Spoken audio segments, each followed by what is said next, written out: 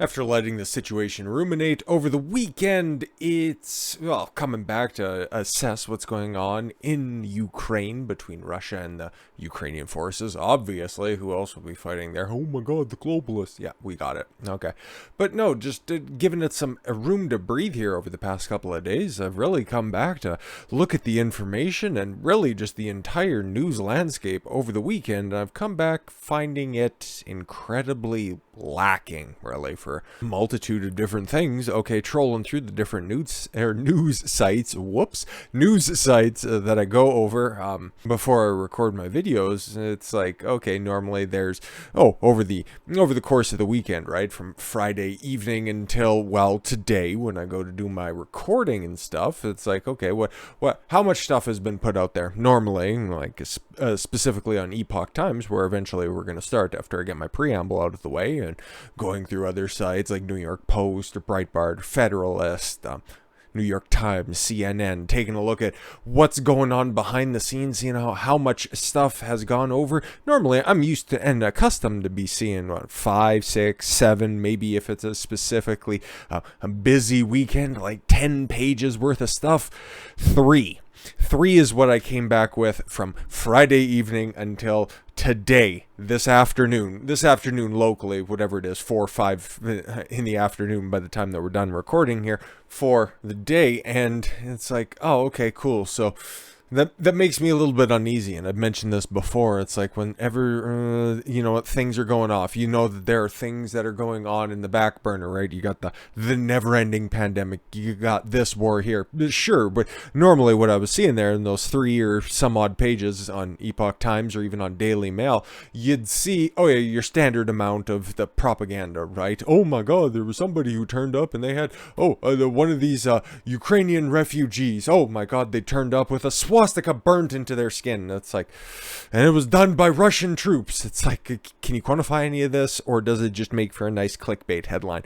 Great, perfect. But realistically, it's like, okay, cool. Mariupol, and one of the cities and the places where Russia's out there trying to make a sovereign from the corrupt Ukrainian regime. It's like, okay, it got bombed, it got shelled, and it's like, yeah, okay, cool. Or you'd have your trending Twitter topic. It's like, Ukrainian officials are getting their case ready to go after Putin for war crimes. It's like, okay, cool. Do you have any evidence of that? No, they're going to be going after Putin for war crimes. Cool. All right. Again, I know what you guys are doing. You're just trying to continue. You're just trying to, let everything simmer for the time being. Just keep it ready for whenever you need to just trot out another story, right? Because, spoiler, don't have this worked in here today or anything. Oh, we found another variant and it could be even more transmissible than Omicron. Okay, what else is known about it? It could be more. You get where we're going. So let's just take the temperature of Ukraine and Russia, and realistically, we're at the point now where if these two guys if they don't come together, like Rocky at the end of after he cave diving Drago's fucking head in, and it's like, we all need to come together, and it's like, yeah, no, if these guys don't fucking come together at this point, because realistically, there's not really much that the Ukrainian forces can do to really forestall a full, wholehearted Russian invasion. Nobody's going to be coming to your guys' fucking aid, okay? On the Ukraine side, you're not a part of NATO, you're not a part of the European Union, and realistically, as much bloviating as these fucking Western leaders are doing, they don't want to see the fucking nukes fly, okay? Cool. So you should be trying to settle this amicably as best as you can. We've seen the propositions from both sides on this one, and they seem very, very similar, very, very amenable. It just looks like there's some T's that needed to be crossed, some I's that needed to be dotted as well,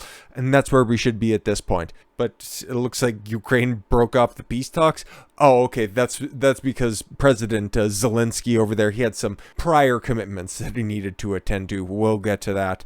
So Putin's spokesman, peace talks should continue. Ukraine hostile towards Russia. You can understand why, but you'd also understand, it's like, okay, what kind of position of power does Ukraine have right now? Well, they have the court of public opinion still the mainstream narrative on this one. Ukraine does nothing wrong. Hashtag stand with Ukraine, right? You can even take a look at the comments section over here on fucking Epoch Times just for proof of concept that there were a lot of blue and gold pilled idiots on this situation where everything that's upvoted is all, nah, Russia did the invading. Of course they wouldn't be amenable to Ukraine. It's like, okay, that kind of makes sense now, doesn't it? But then you got, oh, you just need to, like this one, there are ones that have 5, 7, 10 upvotes on them. And it's like, murdering innocent civilians. Okay, this is somebody who's clearly not looking at any of the statistics, even the favorable ones that are coming out of Russia, okay? The amount of civilian casualties based on the amount of time that has passed, based on the ground-based assault they're doing, their amount of civilian casualties, confirmable civilian casualties, is remarkably low. So by just saying that, oh, Putin's just trying to commit a genocide, Zelensky, you fucking idiot, and cry some more in public, you fucking fruit. It's laughable. It's laughable. Let's get into the facts. Kremlin's chief spokesperson said over the weekend that Russia-Ukraine peace talks should continue, but asserted that Ukraine has been a little hostile against Moscow for years now. Pretty much. Ukraine is a very difficult country for us. It is in the current state a country hostile towards us. Dmitry Peskov, chief spokesman for Russian President Vladimir Putin, told Belarus state media over the weekend regarding, according to RIA Novitsky, is that an outlet in Belarus? Don't really know, don't really care. Is it it is a country that de facto has completely banned any Russian language, Russian media outlets. Yes, exactly. And the ones that are still around have all been consolidated under one roof because Zelensky he's all about freedom, liberty, and the pursuit of happiness, right? Sure. Is a country that has turned Russia into a second-class language, even though there are so many fucking ethnic Russians that still reside within the borders of Ukraine. Hence why so many of those little sections want to break off from Ukraine. It's like, we don't have anything in common with them. Let us go back. We want to be part of motherland. This is our land. We want to go. And they keep, the Ukrainians, they keep shelling us all the time. We don't fucking want to be here. Well, we still expect and hope that, one way or another, manifestation of nationalist ideas will get banned in Ukraine. We hope that Russian language will restore its position in Ukraine.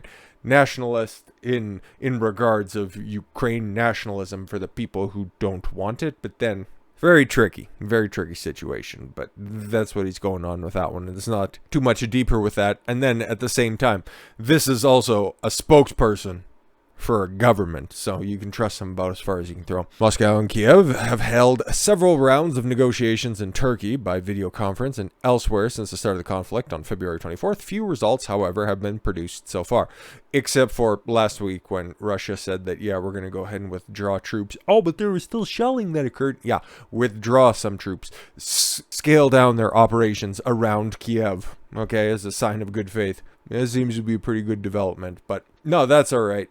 So apparently that was taken up as a sign of capitulation by this fucking spineless fruit. And again, this is Poland, okay? I don't know if this guy speaks for all of Poland, but every time that the Polish people are polled on these types of situations, they seem incredibly based. And there are some members of the Polish elected class that are overwhelmingly based and red-pilled on a bunch of different topics.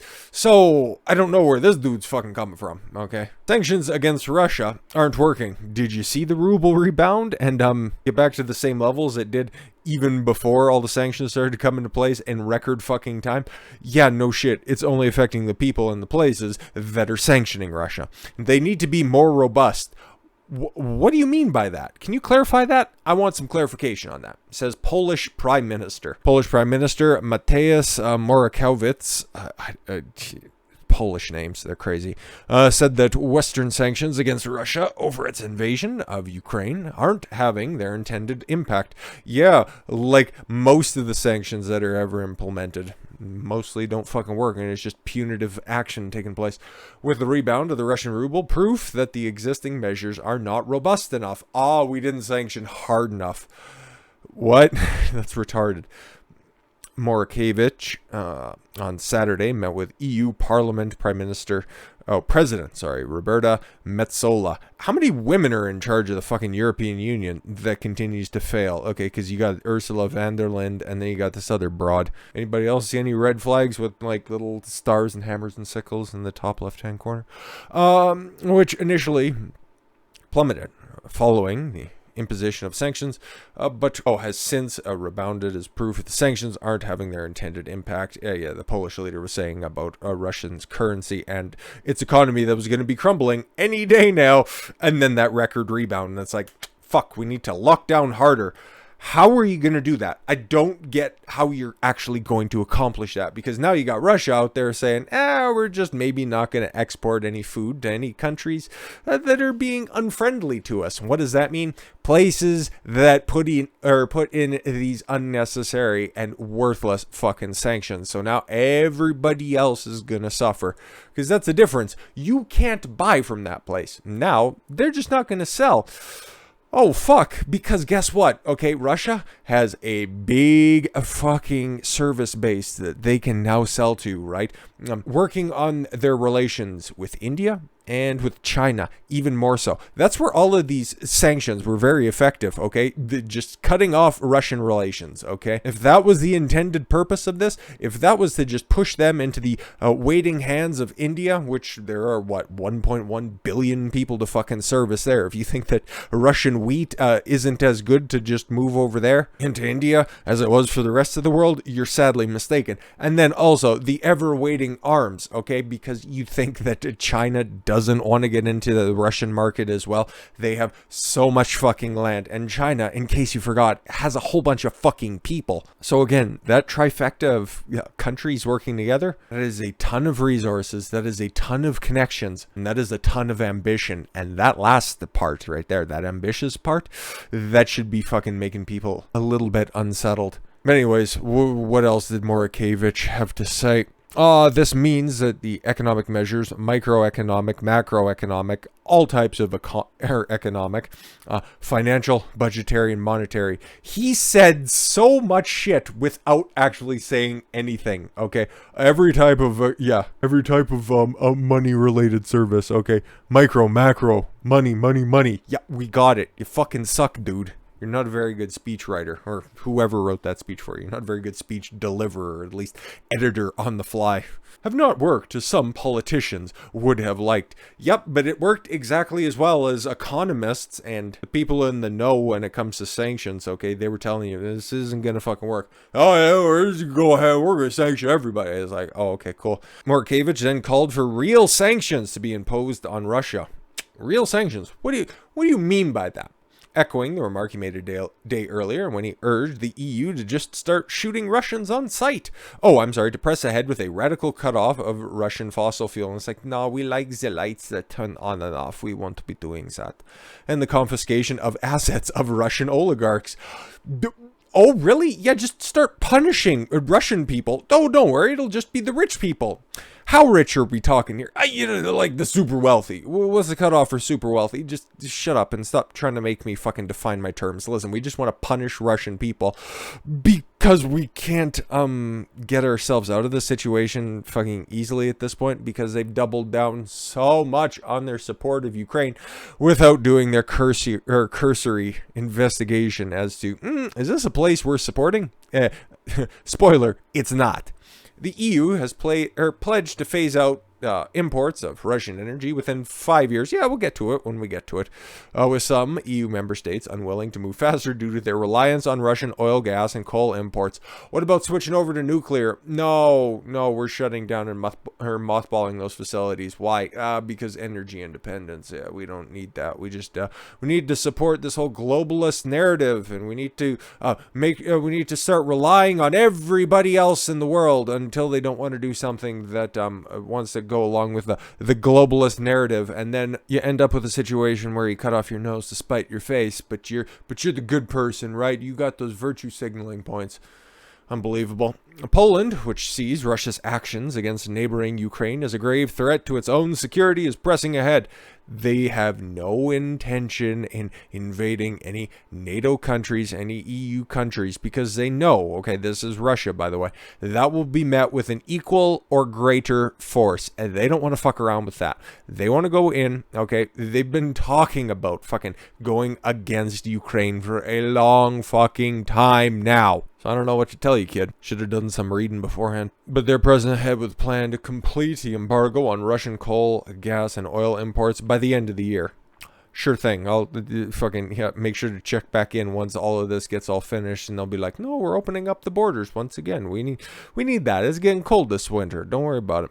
In his remarks on Saturday, Morkevich also took a critical view of what he suggested was official. Officials in some EU countries are already talking about a normalization of relations with Russia to what they were before the invasion. Yeah, because they realized that all of these fucking punitive sanctions didn't really accomplish much. And they realized that, you know what, hey, if we're going to try to instigate some sort of a regime change by trying to snuff out the support for Putin, who's overwhelmingly more approved of by the Russian people than anybody else in the political landscape. By the way, in case you forgot, needed a reminder on that one, Putin's very popular within Russian borders, okay? You know why he's popular? Because he keeps inflation down, okay?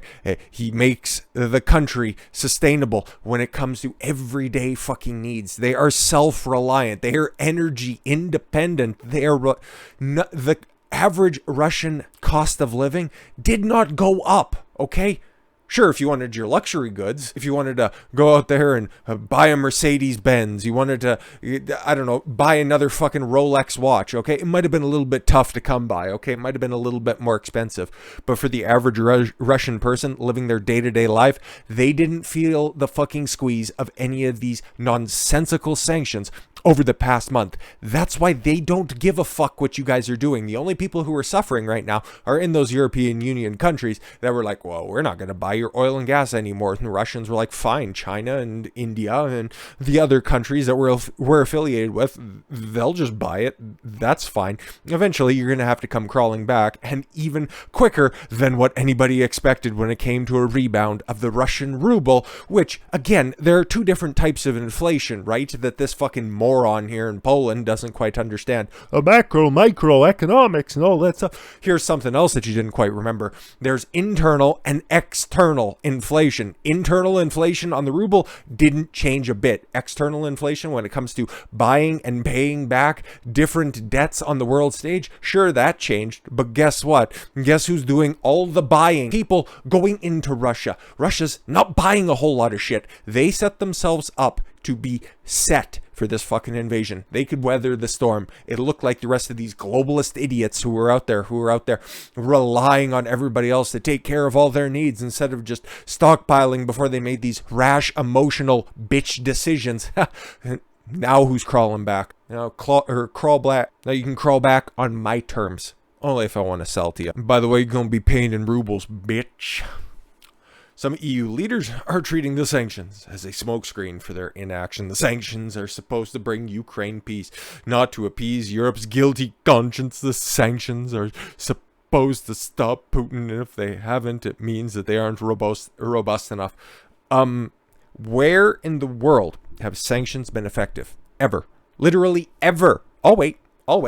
No, can't cite your source. Nothing reasonable. Nothing, even remotely modern in today's society. Sanctioned Venezuela. Now look who's coming back to see if they can fill that gap between purchasing Russian oil and gas and then going down to Venezuela and trying to lift those sanctions in order to top up the old reserves that are just getting cracked open starting in May. But no, another reason why a lot of these other countries are just starting to be like, okay, can we just go back to normal now? Maybe this regional conflict got blown out of proportion. We got all caught up, okay? Don't worry about it. Also because they're starting to realize that maybe Ukraine, they did a little bit of reading, and it's like, maybe Putin we don't want to say Putin was right or anything. Maybe he was on to something. Maybe the president of Ukraine is just more about stroking his own ego than really coming to solutions. Because if this was all about safety and security for the Ukrainian people, wouldn't you think that he'd be out there with peace talks, okay,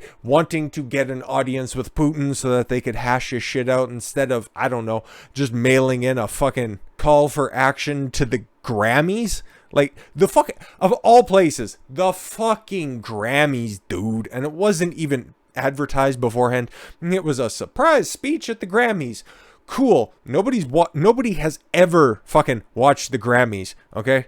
And the people that you're trying to preach to are already the people that showed up in the fucking blue and gold. Okay, you're preaching to the fucking choir. They're stupid. You're in front of your screen. You're looking as great as possible. And then you're out there talking to all the rich people that'll just stand up and they'll clap. But what are they actually going to do? Fuck all, okay? All they are is just advocates for the state. And guess what? The state's all on your side. And guess who's not helping you?